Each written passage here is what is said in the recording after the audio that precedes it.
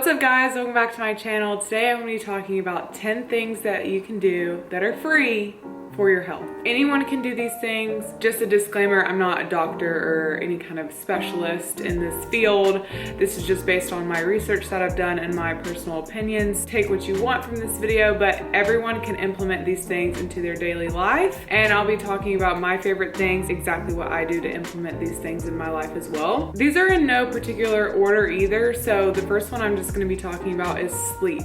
And sleep is basically the foundation for your mental and physical health. Sleep is so important. It's so important for your body to recover. It helps your brain function, helps your mental health, reduce stress, helps your mood. There's been a lot of studies about sleep and like how many hours you're supposed to get, and everyone's really different. For me personally, 8 to 9 hours is my sweet spot, but I feel like for adults, from the research that I've done, it's more like 6 to 8 is the sweet spot. Obviously everyone's really different, but sleep is super important for your health. And if you're not sleeping enough, there's different ways that you can improve your sleep that are free as well. So getting in tune with your circadian rhythm, not looking at screens right before bed, not eating too close to your bedtime, having kind of like a wind down routine or relaxing routine before going to bed is really important. Some things that have really helped me is just like not looking at my phone before bed, and reading before bed has helped me as well. Those things really help my body understand that it's time to go to sleep. So the second thing I'm going to be talking about is to regulate your circadian rhythm. And this is so important, especially for sleeping. Basically, your circadian rhythm is your internal clock. This is important for your sleep, your digestive system, your mental health, your immune system. It really connects and ties everything together. And you can help regulate this system by getting sun exposure first thing in the morning. So what I like to do is like open up my windows and just let the sun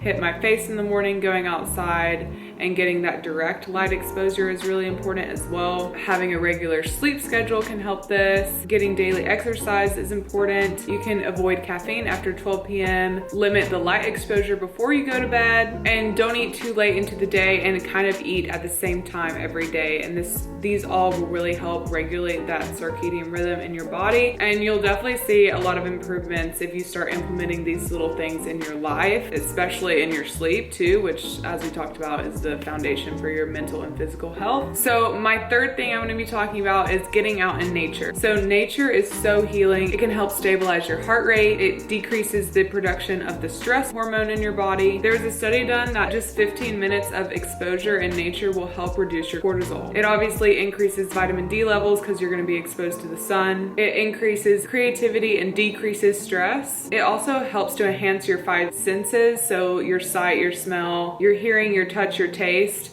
These are all things that are going to be activated when you're in nature. And this can really help you connect more with yourself, connect more to the earth, and helps your like spirituality. I know that it really helps me just being in nature. I'm automatically more calm. I feel more at peace, and I just feel more connected to myself and like the other living things around me. So the fourth thing I'm going to be talking about is movement. Getting in daily movement is so important for your health. I really don't care what kind of movement you get, as long as you're moving. Any kind of movement is good movement, whether you're walking, you're weightlifting, you're doing Pilates, you're doing yoga, you're running. It doesn't matter, as long as you're getting some sort of daily movement in. It improves your stability, your balance, your coordination. And there was a study done that 30 to 40 minutes of walking 3 times a week improves your cognitive function and memory in older adults, and it can help reduce your risk of dementia. I think they say that you're supposed to get like 10,000 steps a day, so just really trying to move as much as you can. I know a lot of us work from home, maybe working in an office, so it's hard to get that movement, but just like taking breaks throughout the day to go on a walk or take the stairs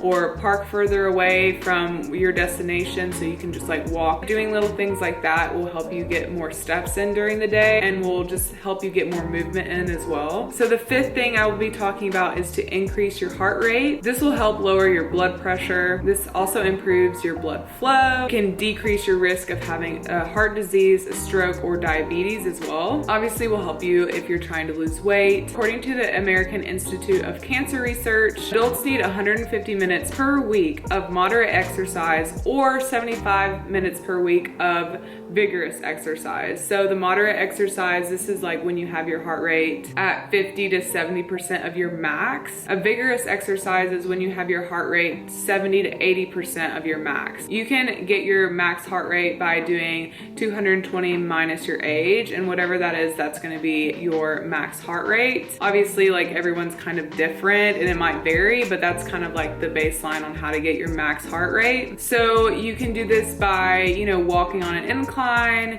You can do this by running, by swimming, doing like a high intensity workout, doing jumping jacks, jumping rope. My favorite form is doing like high intensity workouts or walking on an incline. Sometimes I do that for like 30 minutes just to get my heart rate up for like a longer period of time. But there's tons of different ways that you can increase your heart rate. This will really benefit your health in the long run too. So the sixth thing I'm going to be talking about is connection. And obviously this impacted a lot of people during the pandemic when we had to stay indoors and not really socialize. And we're seeing the impacts in anxiety and depression go up tremendously.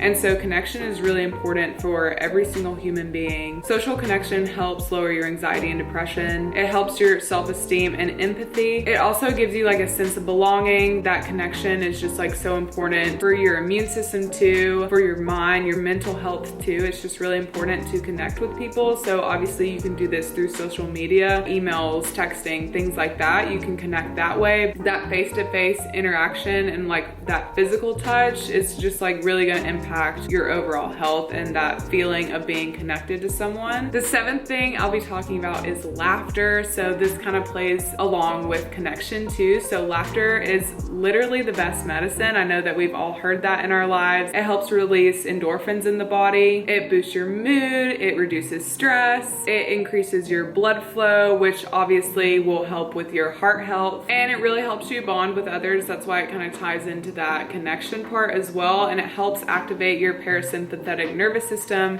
which obviously reduces your stress. So laughter is the best medicine. You can do this by just being funny with someone, laughing at their jokes, playing games with people, watching something funny on TV or YouTube or something like that. Just getting that laughter, it's gonna be the best medicine. The eighth thing I'm gonna be talking about is activating your parasympathetic nervous system.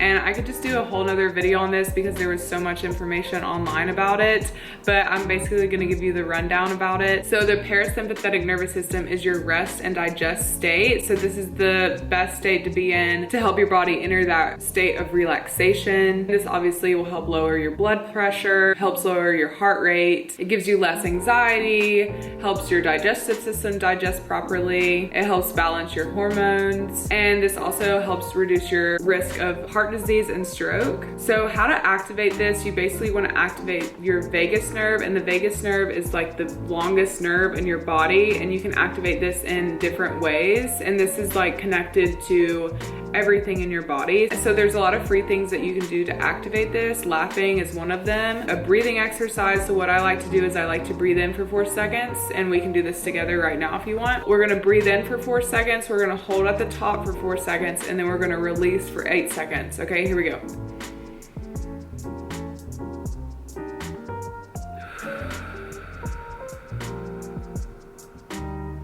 There we go.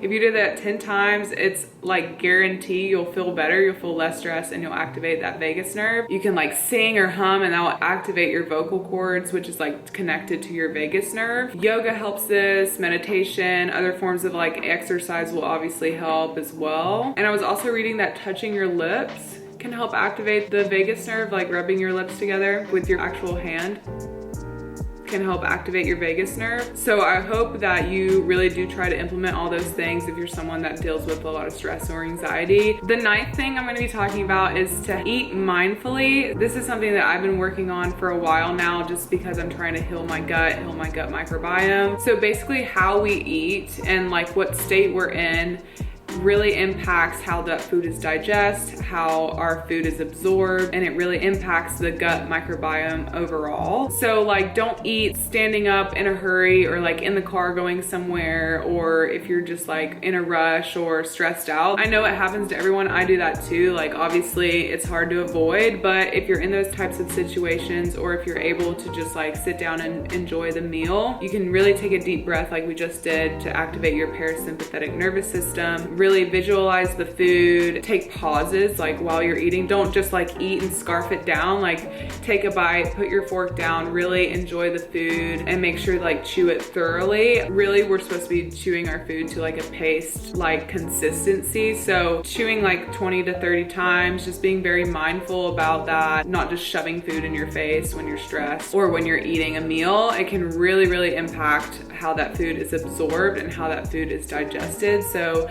just keeping that in mind. And I know it's not gonna happen every single time, but just to be more mindful about it in general is really important. The last thing I'm gonna be talking about is gratitude. This is something that I've been implementing in my life for the last like year or so. I keep a journal and I write down things that I'm grateful for, and I really have seen an impact on kind of my outlook on life. So this helps with that. It increases your self-esteem. It can help improve your mood. It helps you focus on the good things in life instead of just focusing on like negative things or like stress and our problems. Just like writing down 3 things that we are grateful for can really help put a new perspective on that day and put a new perspective on like what you're thinking about and how you're thinking about things. And it helps you just appreciate what you have. There's always things to be grateful for. It can just be like little things, my dog, or I'm grateful for like being alive, waking up in the morning. I'm grateful for, you know, being able to share a meal with a friend. Like, there's always something to be grateful for in life. So just really reflecting on that can improve your mental state. I really suggest getting a journal or just like a notepad or something. You don't even have to write it down really. You can just like say it out loud to someone or say it to a friend, like what you're grateful for. I've really seen an impact on my life just like physically writing things down, and it totally shifts where I am mentally. There's definitely other things that you can do for your health, and if you have any, please leave them in the comments down below. I would love to have that conversation with you. I really hope that these helped you. I hope that you implement some of them in your day-to-day. Give this video a like if you liked it. Don't forget to subscribe, and I'll see you in my next video. Bye.